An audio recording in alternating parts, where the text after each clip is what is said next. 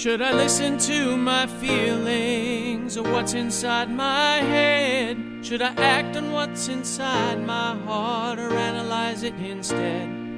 It's hard to know the answers. Guess I never learned the rules through the things they never teach in school. Right from wrong, wrong from right, or neither here nor there. I know what I'm going to write in the following chapters. I hear the words clearly, like the sound of a huge church bell ringing in the distance. They are stories of hurt, loss, and abandonment. Like Ken. 6 feet 2 inches tall, dark hair, flat, well-defined abdominal muscles, and powerful legs. He had a beautiful butt. His eyes were blue-gray, and they changed hue depending upon the light. His face was as handsome as his body, the proportions just right, not rugged masculinity, or merely strikingly handsome as some gay men are, but the kind of men gay fashion designers have in mind when they design underwear. Any gay New Yorker knows the type. One of 1,000 faceless and at once beautiful men who wait on us at restaurants while waiting for the acting modeling ships to come in. He was a man of extraordinary energy. Nothing pleased him more than getting up early and visiting the lobby of a grand New York City public building such as the Trump Tower. He just wanted to look at it. He would beam with delight at how beautiful it was, at least to him. Ken felt just as passionately about people.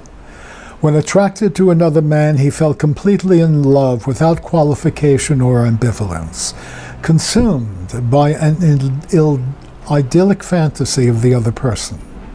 His world narrowed to only himself and the object of his affection, toward whom he gave every sign of love he could muster.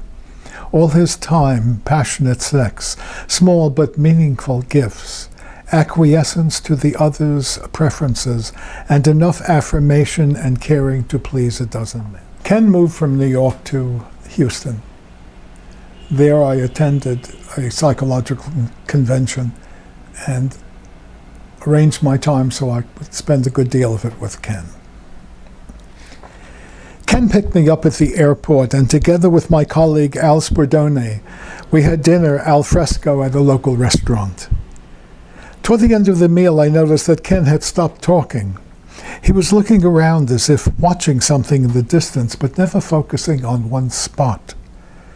I called to him, but he could not hear me, even though I was sitting next to him, with my hand on his shoulder.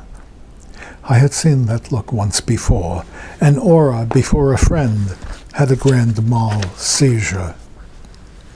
Small tremors came from Ken's body, and then he was hit by a full convulsion, as if an earthquake was shattering him from within. Every muscle of his body attacked him at once, and he fell off his chair and onto the cement pavement. I was terrified. Al and I sat Ken upright so that it would not hurt his head, but there was nothing more we could do until the tremor stopped and the ambulance arrived. He was completely back to normal as we waited in an examining room in the hospital. "What am I doing here?" asked Ken. He had no memory of the convulsions or being taken to the hospital. He did not even remember being with us during dinner. I must have made quite a scene at the restaurant," he jokingly remarked. "Look, Ken," I said, "if you didn't like the food, you could just have made a simple complaint." He roared with laughter, glad to have the humor lighten his obvious worries. But a few minutes later, he said, "This is not good." A year before, Ken had been hospitalized with toxoplasmosis. Medications had reduced the cerebral abscess, and to the best of Ken's knowledge, the disease had been cured. He was now worried that the toxo had reappeared.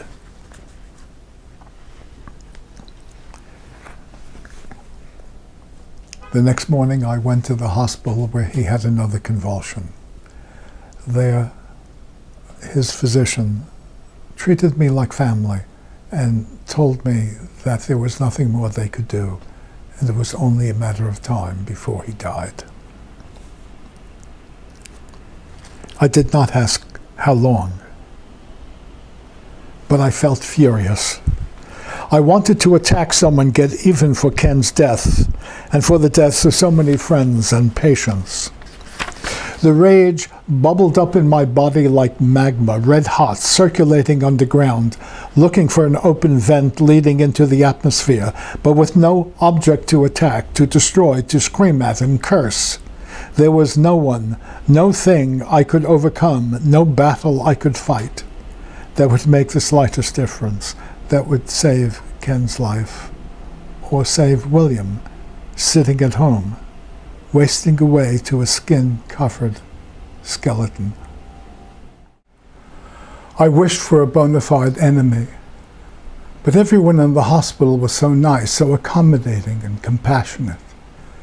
Wrapped tightly in my sadness, I walked through the hallway, looking straight ahead like a man with tunnel vision, avoiding the potential smiles from staff, and down the elevator to the street.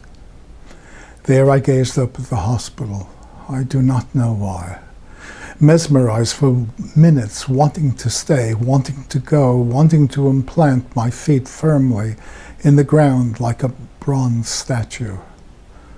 Wanting to be cold and devoid of feeling, of affect, of helplessness. A few weeks later, Ken died. Still I got all these questions that could fill an overflowing pool. The things we never learn in school. The things they never teach in school.